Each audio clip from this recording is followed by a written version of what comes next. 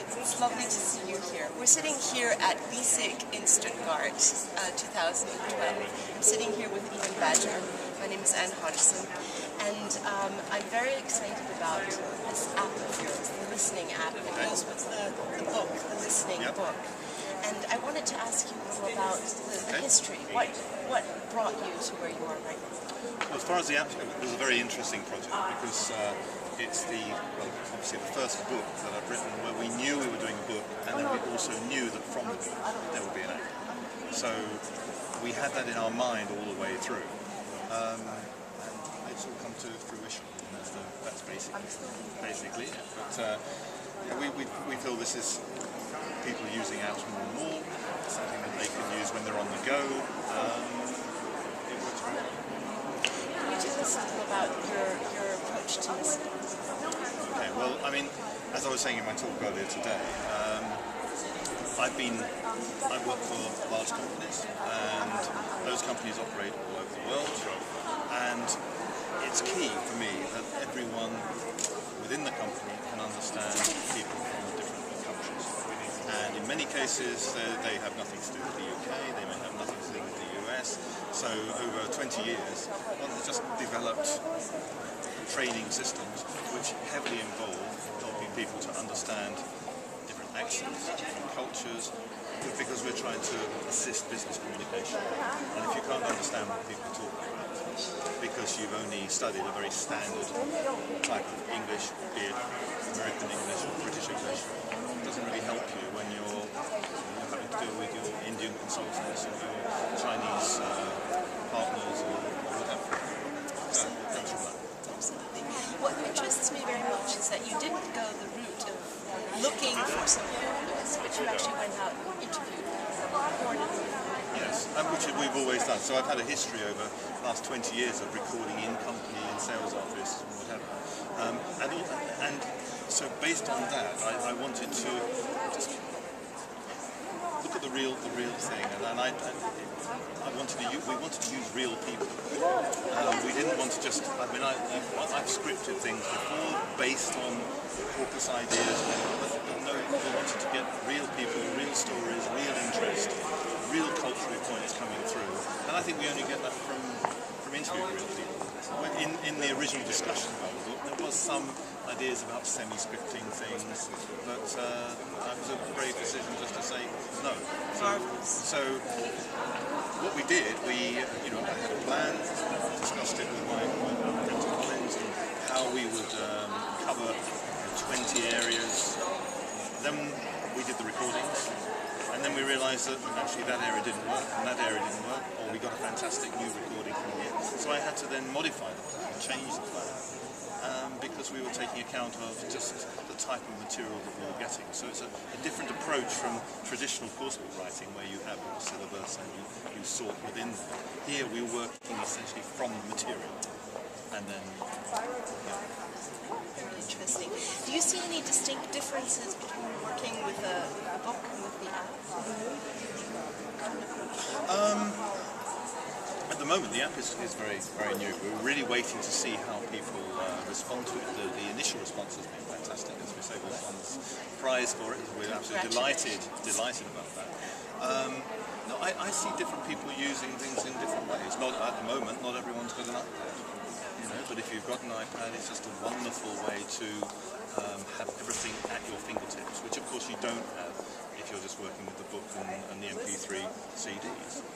You can search by accent, you can search by topic, you can immediately look at the transcripts, you can check the glossary, you can do some exercises, and you can listen again and again very, very easily while you're on the go. And I think that's the key thing.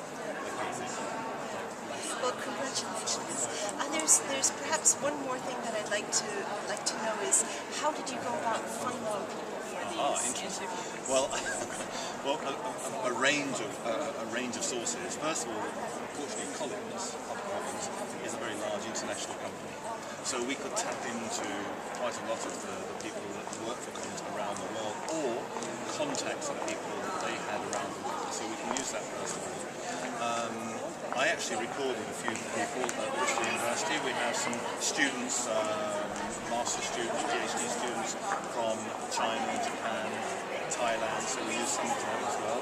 And I must actually thank Business Spotlight, because we even recorded a couple of people through in the past as the editor too. So we put out the net to a really wide range of people, and people were extremely cooperative, friendly, and willing to do things. Some of the listings are very charming. There's a Japanese woman who does the nice R thing that the Japanese do.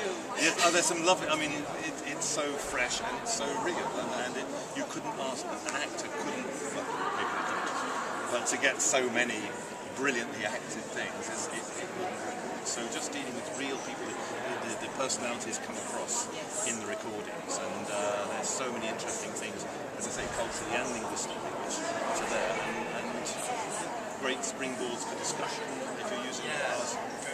So what's next? What's next?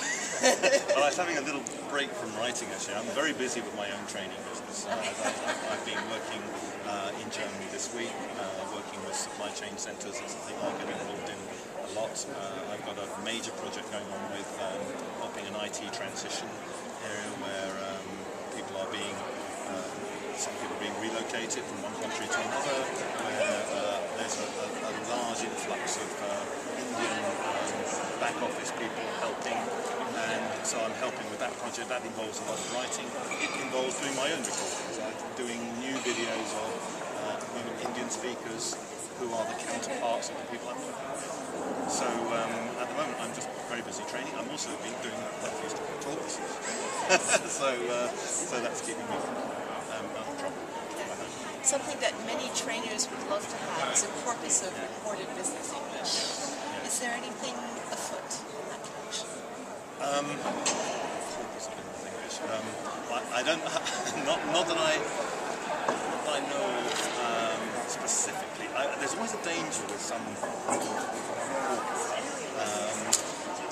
What I'm always nervous about is that very often the corpus consists of written English, spoken English.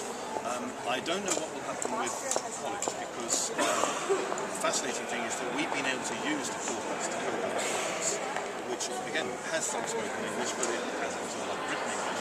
But what we've done is that the material that was recorded for the books has gone into the overall corpus. So I don't know what the plans are to make that more available, but maybe that's something that will be discussed. Many people would be interested in my survey. Yeah. Well, maybe that's something we need to talk about more. Thank you very much for taking this time. I really appreciate it. I'm sure many people will find it very interesting. I personally do really like this app, and I think that listening to authentic materials, you can't match it in script. There's just no way. No actor is good enough. No, there is a place. I don't want to throw out all scripted material.